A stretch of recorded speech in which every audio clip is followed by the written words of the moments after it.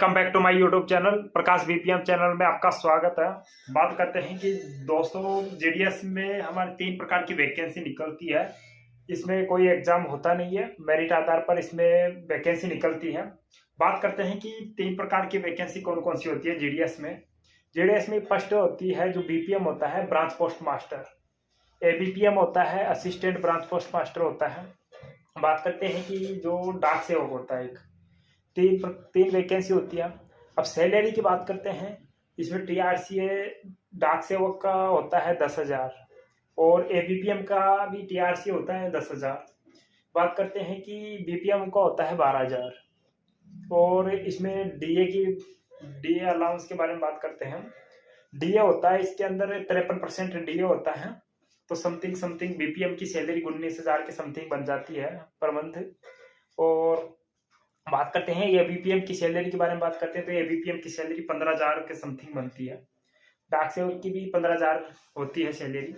अब बात करते हैं कि इनमें काम सबसे अच्छी पोस्ट कौन सी होती है। बात करते हैं जेडीएस हो गया, एक हो गया बीपीएम हो गया, एक एबीपीएम हो गया। तीनों में से सबसे अच्छी पोस्ट कौन सी है और ये कैसे मिल सकती है आपको सबसे अच्छी पोस्ट, मतलब आपको बताते हैं हम किस प्रकार से आपको अच्छी पोस्ट मिल सकती है। बात करते हैं कि अगर आप बीपीएम की पोस्ट लेना चाहते हो, ठीक है, बीपीएम की पोस्ट लेना चाहते हो, सैलरी भी अच्छी है, ऑफिस का काम होता है बीपीएम में।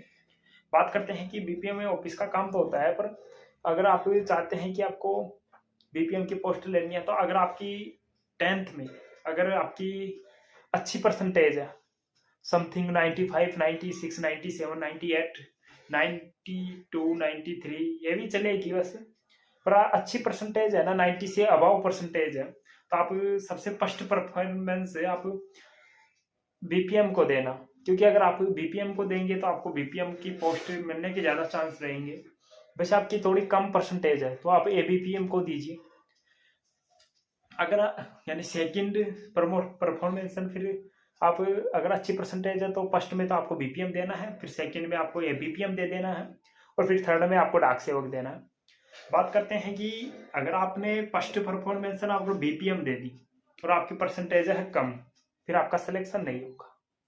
क्योंकि अगर आपकी परसेंटेज अच्छी है ना तभी आप बीपीएम पोस्ट को परफॉर्मेंस फर्स्ट देना, वरना आप मत देना, क्योंकि अगर आपका किसी में सिलेक्शन नहीं होगा। फिर बात करते हैं कि अगर आपकी परसेंटेज थोड़ी कम है, आपने एबीपीएम पर फर्स्ट परफॉर्मेंस दिया तो आपका एबीपीएम में सिलेक्शन हो जाएगा। वैसे आपने बीपीएम, अगर बताता हूँ कि अगर बीपीएम अगर अच्छी परसेंटेज है तो फर्स्ट परफॉर्मेंस आप बीपीएम को दीजिए, बीपीएम में आपका सिलेक्शन होगा। अगर आपके बात करते हैं कि अगर आप ये बीपीएम के बारे में बात करते हैं हम, ये बीपीएम में क्या होता है कि अगर ये बीपीएम होता है वो थोड़ी कम परसेंटेज भी चलेगी, डाक सेवक में उससे थोड़ी कम परसेंटेज में भी सिलेक्शन हो जाता है। वैसे अब अच्छी पोस्ट तो तीनों ही अच्छी पोस्ट है, क्योंकि गवर्नमेंट जॉब है तीनों। वैसे मैं ये नहीं कह सकता कि कोई अच्छी नहीं होती, कोई बुरी नहीं होती। आपको ओनली फॉर आपको गवर्नमेंट जॉब चाहिए तो गवर्नमेंट जॉब है ये। बात करते हैं कि इसमें अगर बीपीएम हो आप, तो बीपीएम के लिए आपको ओनली फॉर क्या करना पड़ेगा, आपको अच्छे से मतलब परसेंटेज अच्छी होगी तो आपकी अच्छा से आपके सिलेक्शन मिल जाएगा। आपको 12th पास होते ही 18 साल की उम्र में आप इस जॉब को कर सकते हो आराम से। 18 साल की उम्र में आप जॉब लग सकते हैं। वैसे इतनी कम उम्र में आप, मेरी एज अभी 19 ईयर्स हुई है, तभी मैं 19 साल का हूँ और मैं जीडीएस में बीपीएम पद पर सिलेक्शन हुआ है मेरा, तो मुझे काफ़ी खुशी होती है। क्योंकि हम अब वैसे कंपटीशन तो बहुत ज़्यादा है, वैसे हम अदर तैयारी भी कर लेंगे अब। वैसे हमारा जो जीडीएस में अब इसमें क्या होता है कि हम 19 साल में अगर गवर्नमेंट कर्मचारी बनते हैं तो कितनी खुशी होगी, बहुत खुशी होती है। वैसे आप आराम से आपका सिलेक्शन हो जाएगा।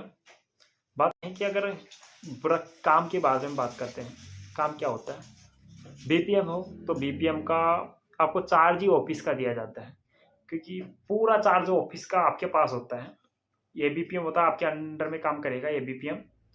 बात करते हैं कि अगर बीपीएम का काम ओनली फॉर ऑफिस का काम होता है, सब कुछ बीपीएम का होता है, जो भी ऑफिस की जो भी चीज़ें होती है वो सब कुछ, अकाउंट खोलना होता है। बीपीएम का काम तो सबसे ज़्यादा यही है, बस अकाउंट खोलना, पैसा जमा करना, पैसा निकालना, और भी जो भी डाक आती है उन पे सिग्नेचर करना, और डेली इस मोबाइल में जो डाक आती है, अभी मान लो ये डाक आई हुई है किसी की, तो ये वाले जो बार कोड होते हैं इनको स्कैन करना, डेली ऐसा काम होता है। इसको डेली मोबाइल को ओपन करना, बस नॉर्मली काम होता है बीपीएम का।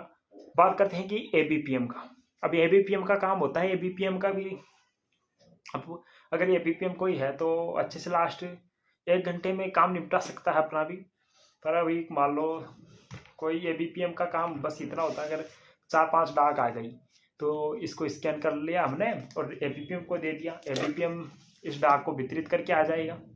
अब उसके ऊपर है कि कितनी देर में वो वितरित कर पाएगा। लास्ट 1 घंटा लगाए, 2 घंटा लगाए, 3 घंटा लगाए, लास्ट 3 दिन तक डाक वितरित कर सकता है वो 1 दिन की। तो कोई ना, वैसे एबीपीएम का काम इतना खराब नहीं होता है, वैसे बढ़िया होता है काम। वैसे डाक सेवक के बारे में बात करते हैं तो डाक सेवक का काम भी सेम ही होता है। वैसे जो हमारा एसओ होता है वहाँ से डाक को लाना होता है, बीओ तक पहुँचाना होता है।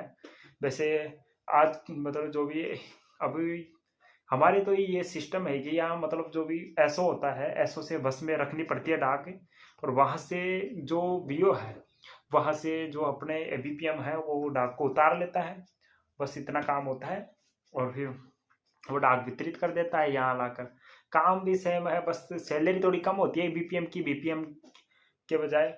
और वैसे बढ़िया है जॉब, तो तीनों ही जॉब बढ़िया होती हैं। दोस्तों आप जब भी वैकेंसी आने वाली है, अब थोड़ा सब्र कीजिए, सब्र का फल मीठा होता है, आपका सिलेक्शन होगा 100%।